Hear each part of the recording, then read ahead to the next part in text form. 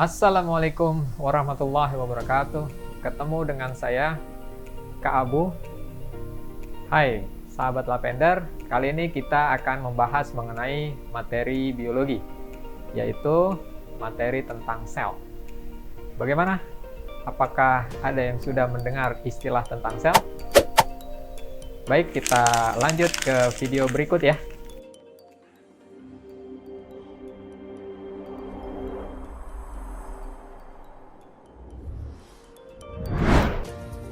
Kalau misalnya adik-adik pernah tahu mengenai sel di sekolah, maka sel itu dikatakan sebagai unit terkecil makhluk hidup. Kenapa dikatakan sebagai unit terkecil makhluk hidup? Itu sesuai dengan sejarahnya ya. Sejarah penemuan sel yang dilakukan oleh para tokoh biologi. Yang pertama ada Robert Hooke. Jadi Robert Hooke itu dia mengamati tutup gabus, yaitu kayu ya yang digunakan untuk menutup botol. Menggunakan mikroskop di sayat tipis kemudian diamati di bawah mikroskop, ternyata dilihat ada ruang kosong atau rongga kecil ya. Jadi menurut si Robert Hooke, inilah yang dikenal dengan istilah sel dalam bahasa Latin. Jadi sel itu sebenarnya kalau dalam bahasa Latin diartikan sebagai ruang kosong. Nah kemudian dilanjutkan penelitiannya oleh beberapa tokoh sel. Ada namanya Robert Brown. Jadi si Robert Brown ini juga mengamati sel. Nah, ketika diamati ternyata tidak seperti yang didapatkan oleh si Robert Hooke gitu kan. Karena kan menurut si Robert Hooke itu sel itu adalah ruang kosong saja. Tapi menurut si Robert Brown ternyata tidak seperti itu. Ada istilah atau ada organel di dalamnya yang dikenal dengan istilah nukleus. Kemudian penelitian berlanjut oleh tokoh-tokoh sel berikutnya, ada Yohanes, kemudian ada Felix. Itu semuanya berbeda hasil dari penelitian atau pengamatan yang dilakukan oleh Robert Hooke. Menurut si Felix, itu ada cairannya ternyata di dalam sel. Jadi nggak kosong. Tidak seperti yang ditemukan oleh si Robert Hooke. Kemudian menurut Yohanes, istilah cairan dalam sel itu dikenal dengan istilah protoplasma. Nah, berarti kan di sini ada perbedaan. Kenapa bisa berbeda gitu kan? Maka kenapa bisa berbeda? Ada dua pendekatan. Yang pertama, tadi si Robert Hooke dia mengamati sel menggunakan mikroskop. Sumbernya itu berasal dari gabus ya, yang dijadikan tutup botol itu. Kalau kita lihat itu kan kayu. Kayu itu berasal dari tanaman. Tapi dia udah termasuk ke dalam sel mati. Berarti sumber yang digunakan oleh si Robert Hooke dalam pengamatan sel adalah sel mati. Sedangkan Robert Brown, kemudian Yohanes, Felix itu mengamati sel dalam keadaan hidup.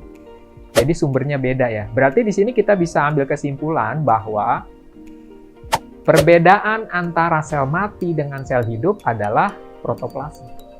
Robert Hooke mengamati sel dalam keadaan sel mati. Berarti kan kosong ya, tidak ada protoplasmanya.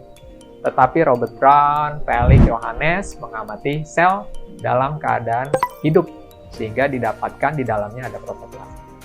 Berarti di sini bisa kita ambil kesimpulan bahwa pembeda antara sel mati dengan sel hidup adalah protoplasma. Nah, itulah mengenai sejarah mengenai sel.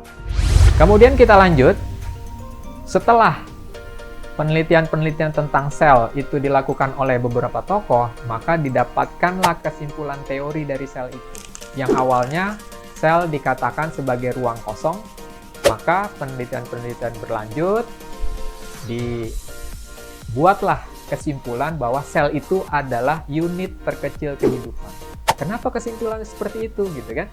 Berbeda dengan istilah dalam bahasa Latin yang dianggap bahwa sel itu adalah ruang kosong. Kalau kita perhatikan, kenapa sel dikatakan unit terkecil kehidupan? Karena di dalam sel itu ada aktivitas-aktivitas makhluk hidup. Kemudian semua makhluk hidup tersusun dari sel. Kemudian sel itu juga yang mewariskan sifat dari induk kepada keturunannya. Nah, sekarang kita bahas dulu yang pertama ya.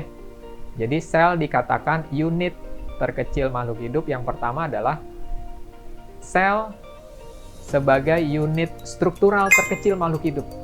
Jadi setiap makhluk hidup itu pasti tersusun dari sel. Contoh, ada organisme unisel, kemudian ada organisme multisel. Organisme unisel contohnya adalah Kingdom Monera. Jadi kalau kalian ingat mengenai Kingdom Monera, contohnya itu bakteri, semua organisme yang masuk ke dalam Kingdom Monera pasti organisme yang tersusun dari satu sel. Berarti tubuhnya itu hanya satu sel saja. Ketika selnya mati, organismenya mati. Nah, itu mengenai organisme unisel. Kemudian ada organisme multisel. Contohnya apa? Contohnya ada Kingdom Plantae, kemudian ada Kingdom Animalia, kemudian sebagian juga ada Kingdom Fungi yang multisel juga ada ya.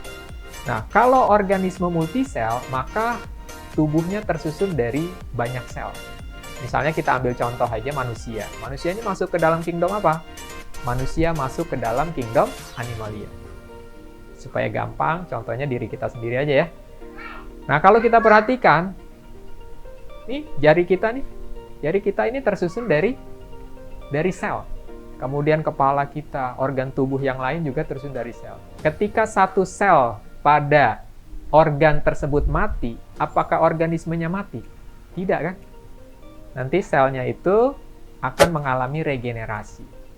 Jadi diganti sel yang mati, sel yang rusak dengan sel yang baru. Nah, itu contoh dari sel sebagai unit struktural terkecil makhluk hidup. Jadi ada unisel, hanya satu sel saja. Kemudian ada multisel, itu ada beberapa sel yang menyusun organisme tersebut. Kemudian yang kedua, sel sebagai unit pertumbuhan. Jadi kalau misalnya kita ingat kembali mengenai istilah pertumbuhan, apa yang dimaksud dengan pertumbuhan?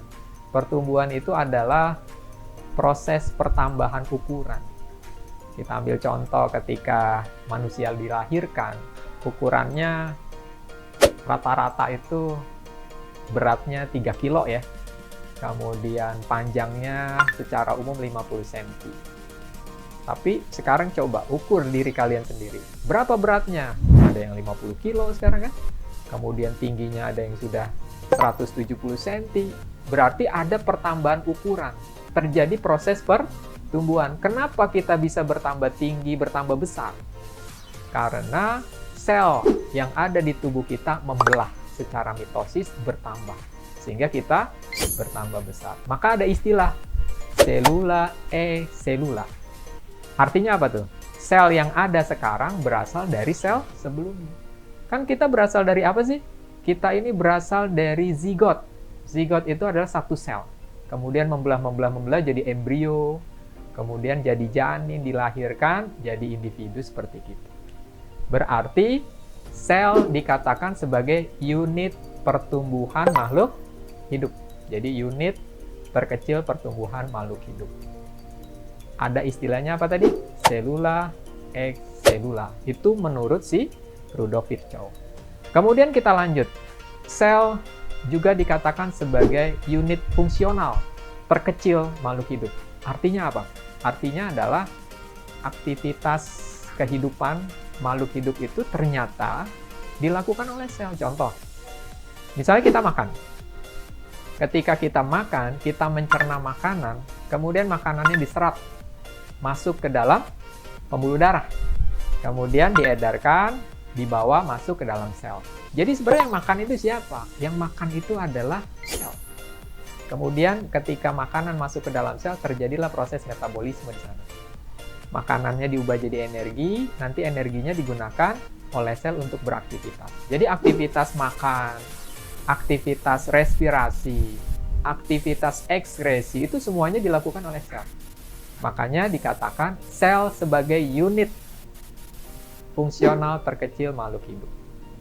Yang terakhir adalah sel sebagai unit hereditas terkecil makhluk hidup.